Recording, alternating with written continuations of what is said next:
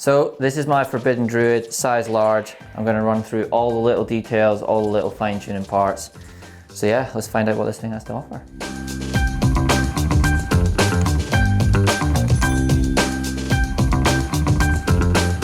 Did quite a lot of testing on the mullet setup in full 29. Yeah, pretty much settled for the full mullet setup because for me, my riding is pretty erratic, so I can be aggressive with it. And it's just more flickable, more playful. And yeah, slackens the head angle out a tiny bit, lowers the BB ever so slightly, and just gives it that like more aggressive look, and it relates to that on the trail and the corners. So this is Cosmic Eggplant. It caught my eye straight away. In the flesh, it looks amazing. The high chain line, it's super strange at first to ride, but once I had plenty of time on it, I got really used to it. And there's a reason it's like that. It essentially allows the suspension to work more efficiently, and then on a conventional bike, you get a lot of feedback through your feet. So this just eliminates the pedal kickback, and essentially when you're riding, you just feel like your feet are level and there's no kickback. So pretty mad feeling, and you can pretty much like have the freedom to have as much change lap as you want, or have it as, I guess, as tight as you want. So it's like finding that happy medium, and we've found it. So yeah, just minor tweaks here and there to get that sweet spot. For a 130 travel bike in the rear, it does not ride like that at all. It still blows my mind what it's capable of. You really need to ride one to experience it and understand. So for me, the thing that attracted me to the TRPs was the chance to run a bigger rotor. So when I originally got the bike, I ran the 203mm rotors, but then Sean and the guys at TRP presented the idea to me of potentially running a 223mm rotor. And that for me is something that at first I was like, whoa, that's a little bit too big for an enduro bike. But I tried it out and I would not go back to a smaller rotor. Like, I am sold on the 223s. And for me, it's essentially I can go the speed I want to and comfortably brake and not be pulling the brakes super hard there. So in the end, it's easier on my hands and I don't really have to do much feathering. It's either on or off. It's sharp, but like in a smooth way, like it comes on smoothly, the power.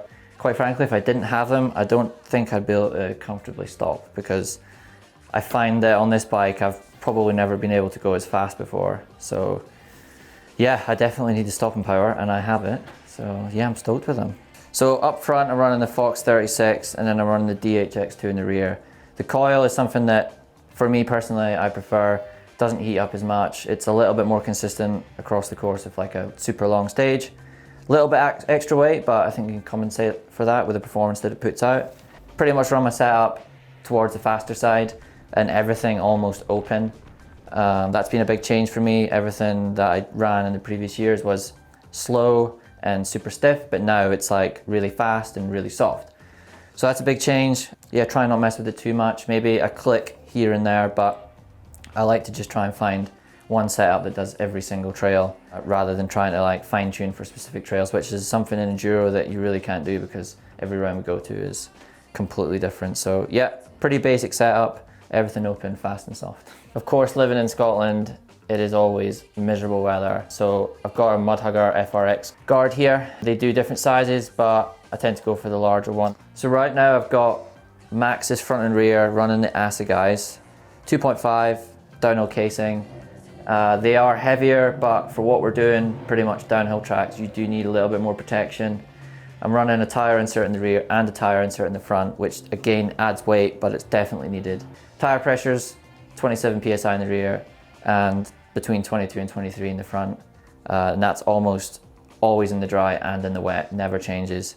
So the grip's consistent for everything I do. Yeah, sometimes I'll switch to a Minion in the rear for faster rolling, but Assegai front and rear is pretty much my go-to for everything.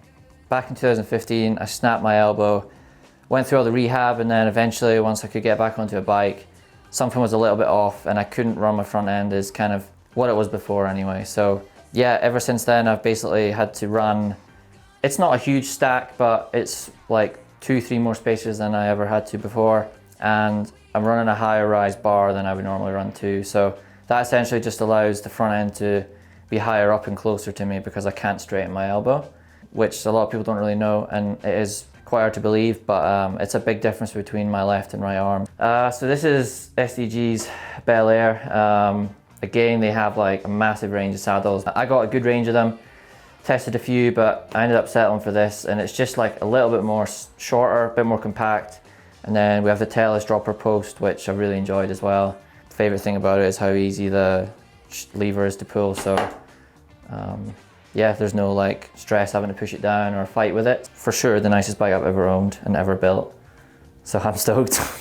Yeah, like obviously when I built the program up, my goal was to have products that I felt were the best and that I could reach the furthest potential on. So with the frame, the brakes, drivetrain, wheels, tires, everything all linked together, it is the most confident I've felt, but it's just purely because I'm happy on the bike that I'm riding.